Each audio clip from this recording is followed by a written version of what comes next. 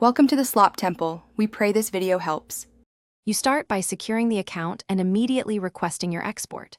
First, make sure two-factor is enabled and your phone or email is verified. This prevents lockouts. Then open Snapchat settings, tap My Data, and select the data categories you need. Include memories and chat history if you want full backups. Once done, submit the request and note the confirmation email.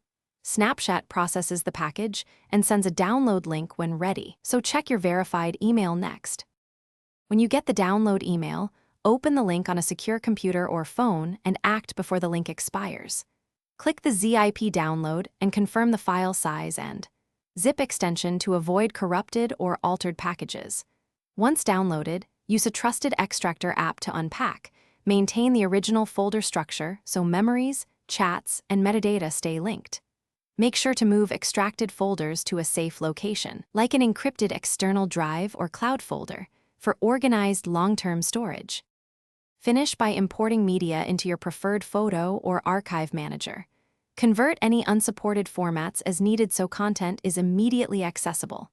Then create redundant backups, one encrypted external drive and one reputable cloud service, to protect against device loss.